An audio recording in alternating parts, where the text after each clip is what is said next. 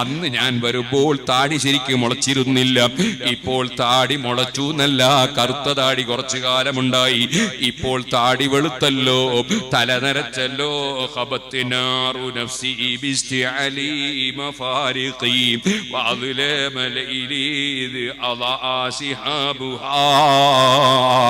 ഇമാം ശാഫിഈ റളിയല്ലാഹു തആല അൻഹു തങ്ങൾ നരച്ചു പോയ ആളുകളെ ഉപദേശിക്കുന്ന നിലക്ക് ചൊല്ലിയതാണ്: അയബൂമതൻ ഖദ് അസ്സസത് ഫൗഖ ഹാമതി അലർ റഗ്മി മിന്നി ഹീന താറ ഖുറാബുഹാ എന്നിങ്ങനെ ചൊല്ലിയിട്ട് മഹാനവർകൾ അവസാനം പറഞ്ഞു: ഇദസ്ഫറ ലൗനുൽ മർഇ വബിയല്ല ശഅറുഹു തനഖസ മിൻ അയ്യാമിഹി മുസ്തതാബുഹാ. മനുഷ്യന്റെ നല്ല ഭംഗിയുള്ള രൂപവും കോലവും ഒക്കെ പോയി, അതാ രോമമൊക്കെ വെളുത്തു പോയി. തനഖസ മിൻ അയ്യാമിഹി മുസ്തതാബുഹാ. സന്തോഷമുള്ള ദിവസങ്ങളൊക്കെ അങ്ങനെ കഴിഞ്ഞു കഴിഞ്ഞു തീർന്നു പോയി.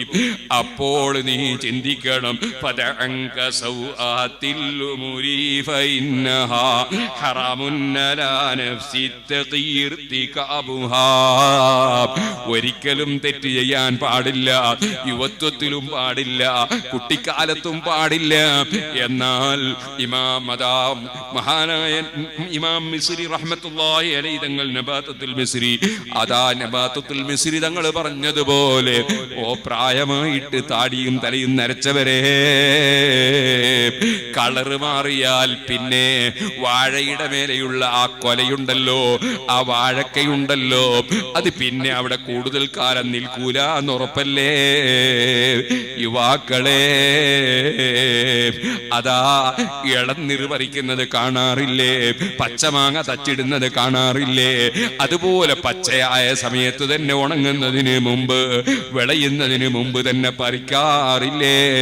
കുട്ടികളെ, അതാ വെളിച്ചിരി വീണു പോകുന്നത് കാണാറില്ലേ, ഉണ്ണിമാങ്ങ കൊഴിഞ്ഞു പോകുന്നത് കാണാറില്ലേ, ഈച്ച കുത്തിപ്പോകുന്നത് കാണാറില്ലേ. ഏത് സമയത്തും മരണം സംഭവിക്കാമല്ലോ.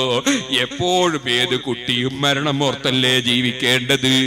ഏത് യുവാവും മരണത്തെ മുന്നിൽ കണ്ടല്ലേ ജീവിക്കേണ്ടത്.